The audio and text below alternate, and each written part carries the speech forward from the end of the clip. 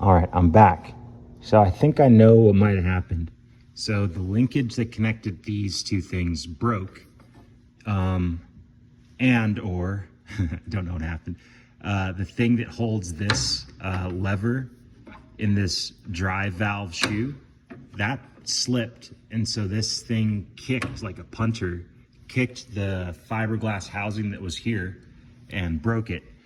So what I'm trying to figure out is how does this lever, how is it supposed to stay in this drive control valve shoe? And another question is this thing supposed to be able to spin freely, the drive control valve shoe? It spins in both directions. Yeah, I'm going to try to press out that pin there. And then I might try to JB weld just to try it out to see if this is the problem.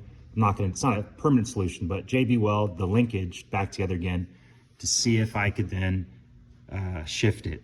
I need hydraulic fluid for that. So I gotta get a couple of gallons ready.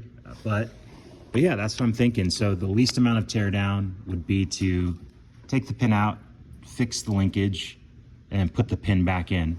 So I might try to rig something out of some brackets and nuts and bolts from the hardware store. That's kind of what I'm thinking about next. Some other things, the clevis that is connected to that rod, that thing goes up and down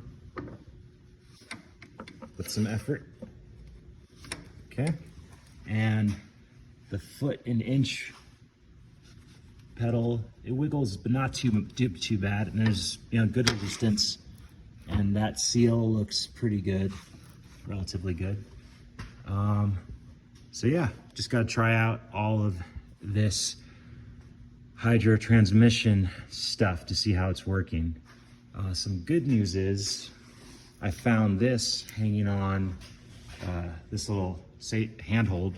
So this goes over here somehow. It's like some kind of a cage thing. I'm not sure how that goes, but some way. And that kind of helps brace the fiberglass shifter thing. But I'm thinking about remaking it. So I'll use the secondhand one I'm getting as a mold, make it nice and smooth, and then I'll make my own fiberglass things, cowlings, left-hand cowlings from that mold, and try to put some metal reinforcement in it this time. And I might try to just use some metal reinforcement like steel brackets for the shift pattern too, so that I don't need to have another plate. I could just use the embedded steel. So that's kind of what I'm thinking. These parts are pretty rare, and it looks like they'll break a lot. Like this is I saw another one of these drive control valve shoes with this similar score here. It's a deep score, and it looks like it's from the other side of this thing. And so it's like, I doubt you're supposed to mount it at an angle like this, but maybe that's correct. So the angle of mounting would be nice to figure out. It's hard to find that from the shop manuals even. Or is it supposed to be more like this, very parallel to the shoe? So that's what I'm going to research. Any help is appreciated.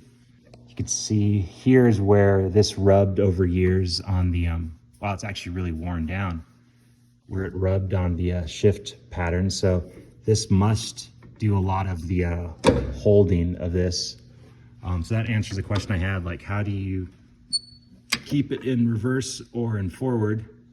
And so once you move it over and you shift it, then the metal piece, the metal shift pattern piece would actually hold that. So that seems like another failure point. I wish they would have made this entire thing out of metal. That would be ideal, and maybe that's possible. I don't know. I would prefer it to be metal. Maybe there's some later model like 806s or 756s with the similar shift or similar left-hand cowling that I could replace. So I'll start doing some research there as well.